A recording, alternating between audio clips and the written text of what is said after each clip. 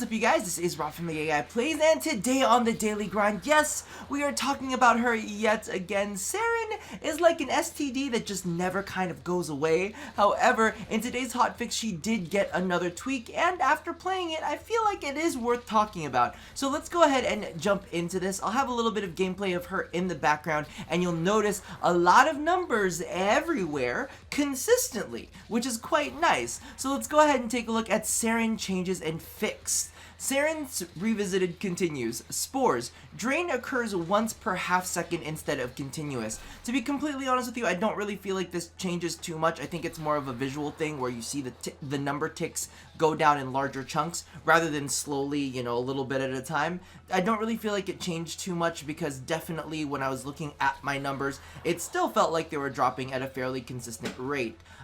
Targets you cast spores on directly will always spread on death. This is fucking fantastic. At least you know, even if like an ally kills it very, very quickly, you'll still have those spores spread to other enemies, or you know what, you can just toss a spore out and you can combo it with the next bit. Targets affected by miasma will always spread on death. Okay, so now we have the, if you cast it on an enemy, and also if the target is affected with miasma. So, like I was kind of telling you guys before, you know, when I was like, oh my god, I'm just gonna do a Hail Mary pass and hope that miasma kills the last spore enemy and it'll spread. If you look closely at the footage, I'm not sure if I'm going to be able to really narrow it down with what I show you, but there are several times where there's maybe one or two few enemies, I toss out a miasma, and because of the fact that miasma is on the enemy, it doesn't matter if miasma kills it or if the spore kills it, but as long as that enemy dies while they are affected with miasma, the spores are gonna spread. And definitely when I was playing, the spores felt like they were spreading so much better. Spores won't be removed by enemies, going temporary invulnerable because of void tears corrupting them. To be completely honest with you, I have not touched it yet in the fissures. I've been focusing mainly on onslaught and it seems to be performing well there. Tone down spore decaying warning blinking. I'm sad. I like the spore decaying warning blinking. I like it to be in my face so that I know. Fix Saryn's spore damage being removed when casting spores on a target that is being simultaneously killed by a teammate. This one I haven't really seen this happen personally, to be completely honest with you, so it's not something that I was aware of before. Fix Saryn's spore damage decay drain discrepancies when entering a nullifier bubble. Damage was decaying slower the second time entering a nullifier bubble. Honestly, I just do my best not to stay in a nullifier bubble, so that's not something that I've noticed either. And fix Saryn's spores and contagion cloud not using custom energy colors on cast/burst. You know what? A lot of people have had fun with the contagion cloud, so I might just give it a shot just for shits and giggles to see if maybe I'll enjoy it as well. They also went ahead and did a couple changes to miasma. Increased sickness duration by 1 second, which is fantastic because it synergizes really well with the fact that now if a target is afflicted with spores and they die, that miasma will help spread more spores, so you got an extra second on that.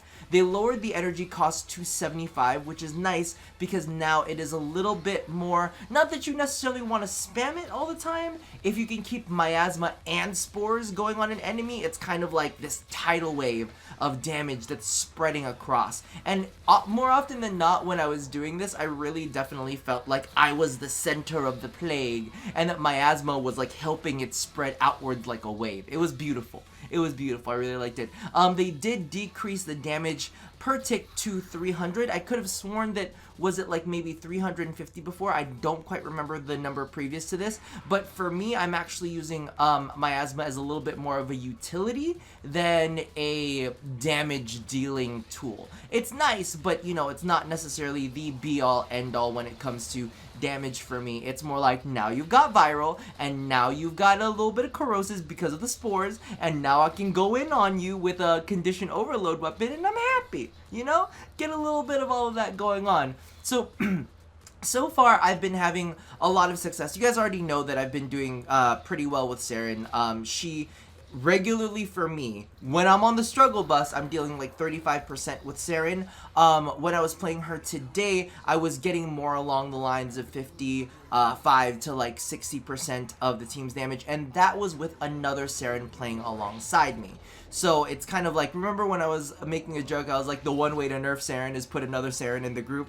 Well, today it seems like, you know, if as long as you're kind of like using your two abilities, Spore and Miasma, in tandem, you're gonna be good. And it's kind of nice because it has a new synergy to it, you know? Now, Miasma, of course, was dealing bonus damage whenever an enemy is afflicted with spores, so that means they're taking more damage, but of course, they're taking more damage, and when they die with the spore on them, it spreads the spore, so that's just kind of like another double built-in synergy. And of course, we've got Contagion, so it's kind of like smacking those enemies and spreading even more spores. So everything is very, very nice. Malta's the only sad one. Malta's the only sad one that really doesn't have any synergy with anything else, and I'm like, oh, poor Malt. Everybody else is friends, but you're just alone in your own little corner.